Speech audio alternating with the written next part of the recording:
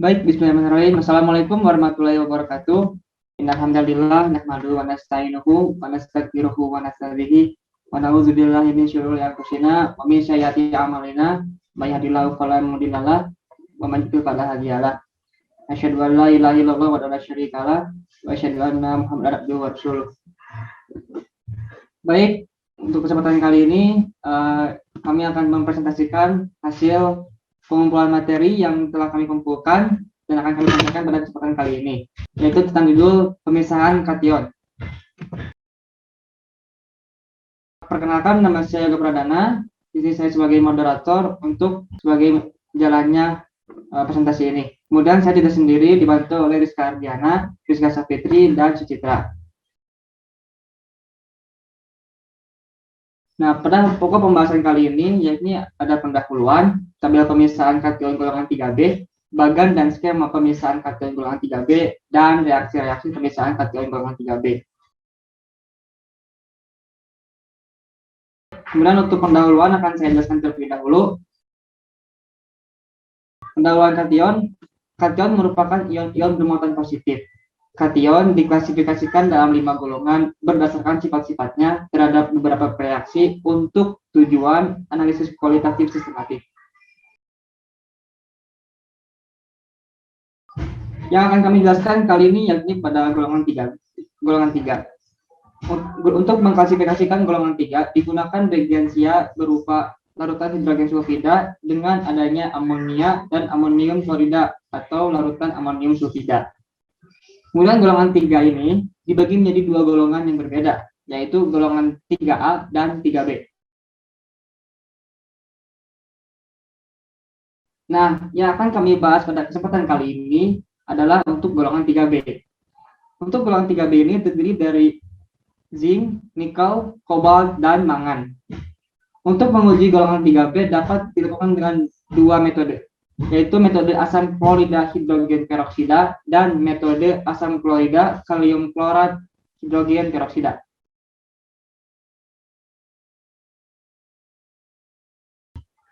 Nah, selanjutnya ada zinc, mangan, nikel, dan kobalt. Untuk zinc merupakan logam putih kebiruan, elastis pada 110 derajat Celcius sampai 150 derajat Celcius. Nah, yang akan kita bahas kali ini semuanya adalah unsur anorganik ya, di mana unsur anorganik ini memiliki karakteristik titik lebur dan titik gidi yang sangat tinggi dibandingkan unsur organik. Jadi zinc jika di bawah 110 derajat Celcius itu dia akan berbentuk padatan atau kristal. Pada rentang suhu 110 sampai 150 derajat Celcius, zinc akan jadi elastis, dan jika lebih dari 150 derajat Celcius maka akan terjadi perubahan bentuk menjadi cair atau gas, intinya tidak akan mempadat. Kemudian zinc juga merupakan logam murni yang sangat lambat dalam hal kereaktifan dalam asam dan basa. Zinc juga termasuk memiliki titik leleh terendah di antara semua logam transisi selain oksa dan kadium. Kemudian mengenai mangan. Mangan adalah logam putih abu-abu yang penampilannya serupa dengan besi.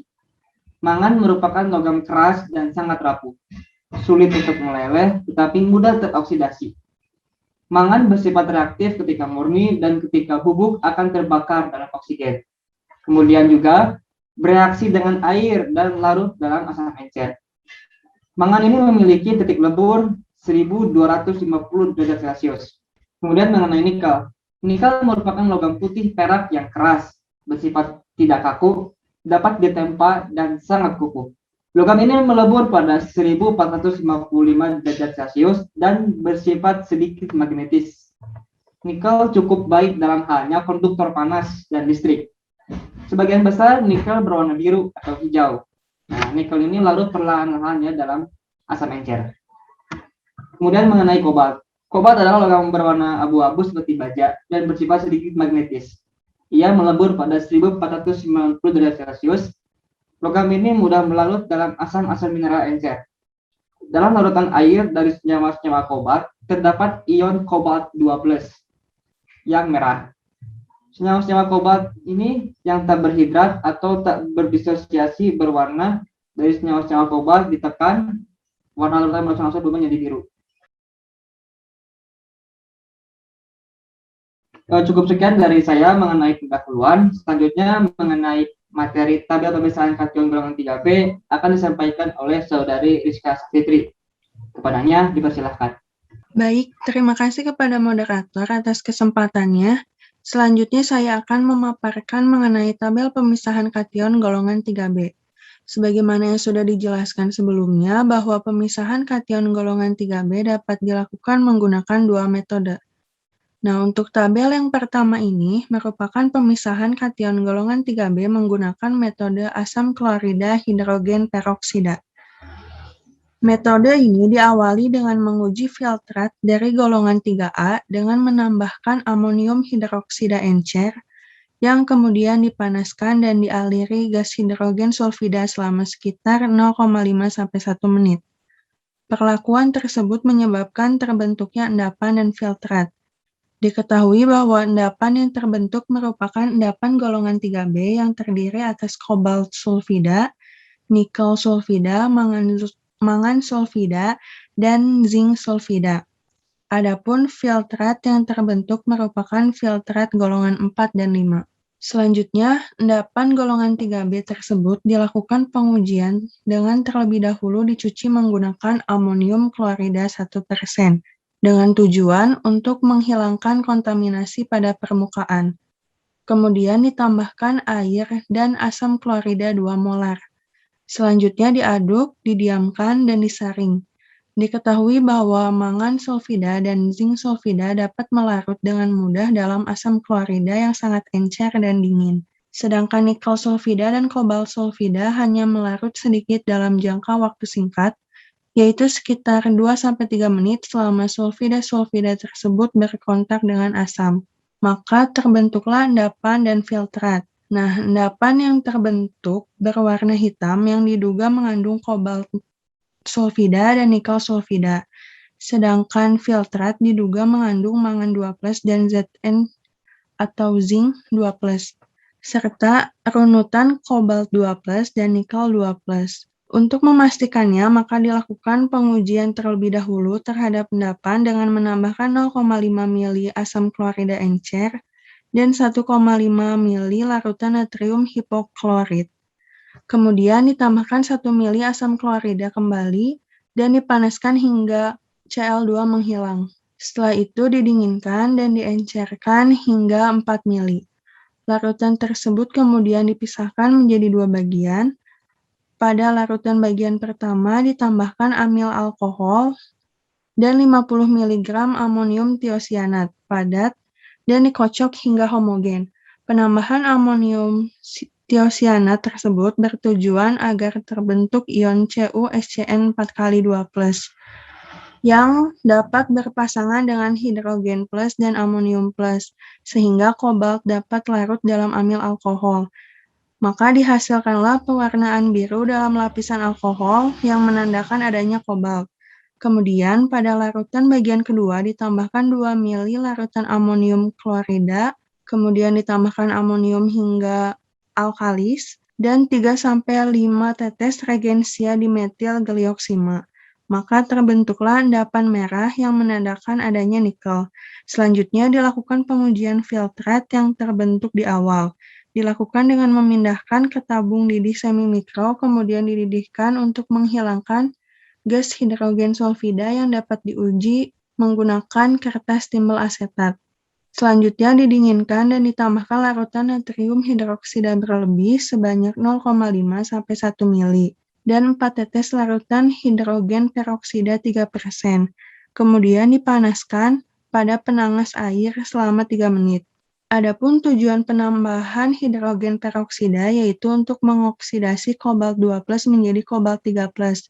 Sebagaimana yang diketahui bahwa kobalt 2 hidroksida sedikit larut, sedangkan kobalt 3 hidroksida tidak larut dalam larutan natrium hidroksida berlebih. Adapun tujuan penambahan natrium hidroksida berlebih adalah untuk melarutkan zinc hidroksida yang semula mengendap menjadi larutan ZnOH 4x2-.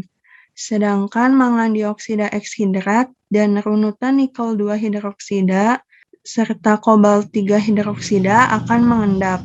Oleh karena itu, terbentuklah endapan berwarna gelap dan filtrat. Kemudian dapat diuji untuk mengetahui ada tidaknya mangan plus yang dilakukan dengan melarutkan endapan dalam 5 mili asam nitrat encer dengan rasio 1:1. Dan kemudian ditambahkan 1-2 tetes larutan hidrogen peroksida 3%. Dididihkan selama 2-3 menit untuk menguraikan kelebihan hidrogen peroksida. Selanjutnya didinginkan dan ditambahkan 0,05 gram natrium bismutat yang kemudian dikocok dan dibiarkan mengendap. Dihasilkanlah larutan ungu, yaitu kalium permanganat yang menunjukkan keberadaan mangan plus. Selanjutnya menguji filtrat yang mengandung ZnOH4 kali 2- untuk mengetahui keberadaan zinc dilakukan dengan memisahkan menjadi 2 bagian. Pada larutan bagian pertama diasamkan menggunakan asam asetat dan dialirkan gas hidrogen sulfida. Maka terbentuklah endapan putih zinc sulfida, menunjukkan keberadaan zinc. Pada larutan bagian kedua dapat diuji dengan 2 cara, yaitu pertama diasamkan dengan tepat menggunakan asam sulfat encer, yang kemudian ditambahkan 5 tetes larutan tembaga 2 sulfat 1% dan 5 tetes regensia amonium tetrat tiosianato merkurat 2. Membentuk endapan lembayung yang menunjukkan bahwa Zn atau zinc tidak sendirian melainkan adanya runutan ion tembaga 2. Cara kedua diasamkan dengan menggunakan asam sulfat encer, kemudian ditambahkan setetes larutan kobalt asetat encer atau nitrat, dan ditambahkan pula 0,5 mili regensia amonium tetrat tiosianato merkurat 2, kemudian diaduk. Maka terbentuklah endapan berwarna biru muda menunjukkan keberadaan zinc plus yang bercampur dengan kobalt tetrat tiosianato merkurat 2. Nah, kemudian untuk tabel 2 ini menggunakan metode asam klorida kalium klorat hidrogen peroksida. Metode ini dilakukan dengan serangkaian perlakuan untuk memastikan keberadaan mangan dalam filtrat. Apabila terdapat mangan dalam filtrat, maka ditambahkan 10-15 mili asam nitrat pekat dan dipanaskan hingga tepat mendidih dalam kamar asam. Dengan menggunakan spatula ditambahkan kalium klorat yang berwujud bubuk halus dalam jumlah sebanyak 0,1 gram setiap kalinya. Prosedur ini dilakukan dengan hati-hati karena berpotensi adanya ledakan. Kemudian, setiap kali setelah dilakukan penambahan, dididihkan perlahan-lahan hingga uap klor dioksida yang kuning kehijauan telah hilang. Diteruskan dengan penambahan hingga 1,5 gram, maka terbentuklah endapan coklat atau hitam, yaitu mangan dioksida berhidrat. Kemudian diencerkan dengan 3 mili air dan disaring menggunakan corong kecil, yang kemudian dicuci dengan 2-3 mili air. Sedangkan jika mangan berbentuk endapan, maka dilakukan pengujian pada filtrat dengan cara mengencerkan menggunakan 5 mili air. Ditambahkan larutan natrium hidroksida berlebih dan 1 mili larutan hidrogen peroksida 3%. Kemudian dididihkan selama 3 menit dan disaring. Terbentuklah endapan dan filtrat. Pada endapan, mungkin mengandung nikel 2 hidroksida dan kobalt 2 hidroksida. Larutkan endapan dalam asam klorida encer dan uji terhadap kobalt dan nikel dapat dilakukan seperti uraian pada tabel pertama. Kemudian filtrat mungkin mengandung ZnOH4 kali 2-. Untuk menguji zinc dapat dilakukan seperti uraian pada tabel pertama. Sekian yang bisa saya sampaikan. Semoga dapat dipahami. Saya kembalikan kepada moderator. Baik, terima kasih kepada Saudari Priska Safitri dalam pemaparan materinya. Selanjutnya mengenai skema bagan akan disampaikan oleh Saudari Sucitra. Kepadanya dipersilahkan. Baik, terima kasih atas kesempatannya.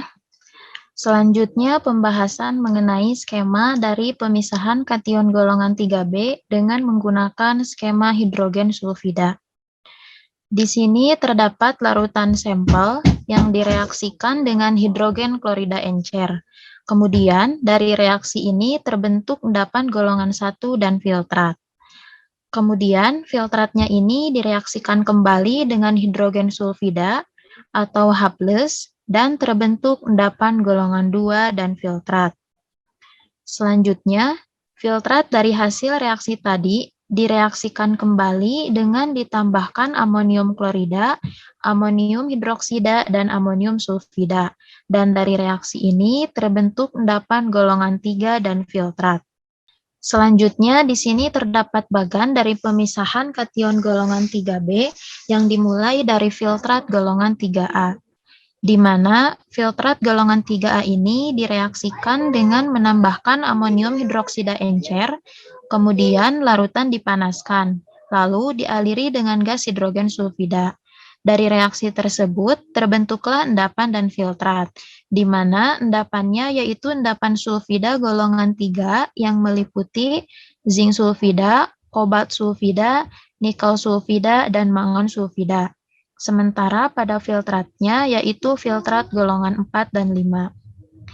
Karena ini akan mencari kation apa yang terdapat pada golongan 3B, maka yang akan diuraikan atau diuji dengan beberapa reaksi yaitu dari endapannya. Endapan yang terbentuk tadi dicuci dengan amonium klorida 1%, kemudian ditambahkan dengan air dan hidrogen klorida. Setelah itu, larutan didiamkan beberapa menit, lalu disaring, maka terbentuklah endapan dan filtrat, di mana endapannya berupa endapan hitam yang mungkin mengandung kobalt sulfida dan nikel sulfida. Sedangkan pada filtratnya terdapat mangan 2+ dan zinc 2+. Nah, endapan hitam tadi yang berupa nikel sulfida dan kobalt sulfida dilarutkan dengan hidrogen klorida encer dan natrium hipoklorit. Larutan yang terbentuk dididihkan, lalu kemudian diencerkan. Larutan tersebut dibagi menjadi 2 bagian yang sama rata untuk ditambahkan reaksi yang berbeda. Larutan bagian 1 direaksikan dengan ditambahkan amil alkohol dan amonium tiosianat padat. Reaksi tersebut menghasilkan kobalt 2 tiosianat yang berupa lapisan amil alkohol biru. Hal ini menunjukkan bahwa kobalt ada. Kemudian, pada larutan bagian 2 ditambahkan dengan reaksi amonium klorida. Kemudian ditambahkan amonia sampai basa, dan ditambahkan juga dengan reagensia dimetil glioksima secara berlebih. Nah, setelah semua larutan bereaksi, terbentuklah endapan berwarna merah berupa nikel dimetil glioksima. Hal ini menunjukkan bahwa nikel ada.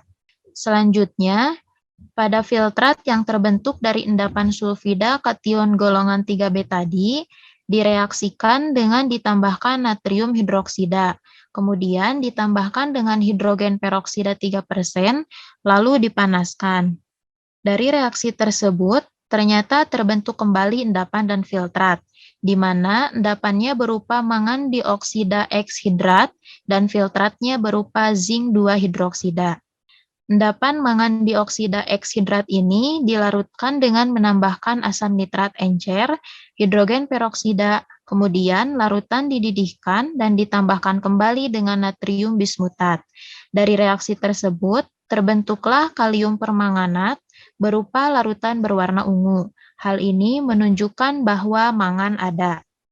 Selanjutnya, filtrat zinc 2 hidroksida diasamkan dengan asam asetat. Kemudian dialiri dengan gas hidrogen sulfida. Dari reaksi ini, terbentuk zinc sulfida berupa endapan putih. Hal ini menunjukkan bahwa zinc ada. Sekian pemaparan dari saya, dikembalikan kepada moderator. Baik, terima kasih kepada Saudari Sucitra dalam pemaparan materinya. Selanjutnya untuk materi terakhir mengenai reaksi-reaksi pemisahan kation golongan 3B akan disampaikan oleh Saudari Rizka Ardiana. Kepadanya dipersilahkan. Baik, terima kasih untuk kesempatannya. Di sini saya akan memaparkan sedikit tentang reaksi-reaksi pemisahan kation golongan 3B. Reaksi yang pertama ada endapan mangan sulfida. Endapan ini didapat dari filtrat golongan 3A yang direaksikan dengan amonium hidrosida. Kemudian direaksikan lagi dengan hidrogen, dengan larutan hidrogen, membentuk mangan 2+ dan gas hidrogen sulfida. Reaksi yang kedua ada 3 kobalt sulfida ditambah 2 asam nitrat ditambah 6 asam klorida membentuk 3 kobalt 2+ ditambah nitrogen monoksida berupa gas ditambah endapan sulfur ditambah 6 klorida berupa larutan dan air. Belerang yang mengendap merupakan endapan yang didapat dari reaksi yang dipanaskan dengan aqua regia dalam waktu yang lama. Begitupun dengan reaksi yang di bawahnya. Kemudian untuk reaksi selanjutnya ada endapan sulfur direaksikan dengan asam nitrat membentuk sulfat 2- ditambah hidrogen dan 2 nitrogen monoksida. Sulfur tersebut berupa endapan.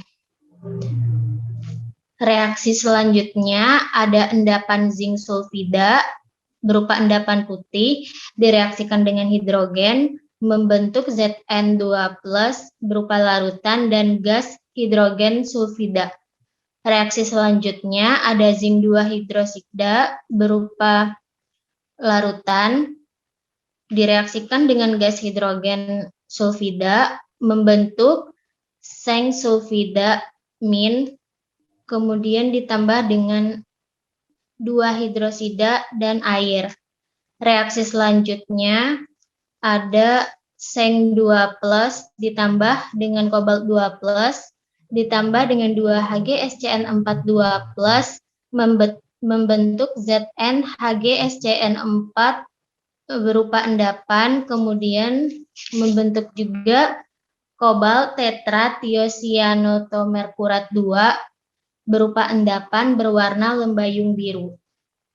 Untuk endapan ZnHgSCN4 tadi itu berupa endapan berwarna putih.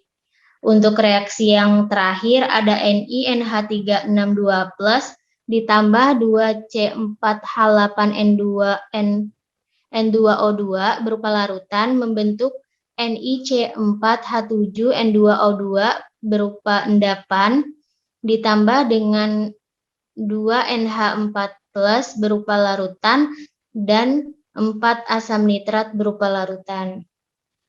Sekian reaksi yang dapat saya paparkan, semoga dapat dimengerti. Selanjutnya saya kembalikan kepada moderator.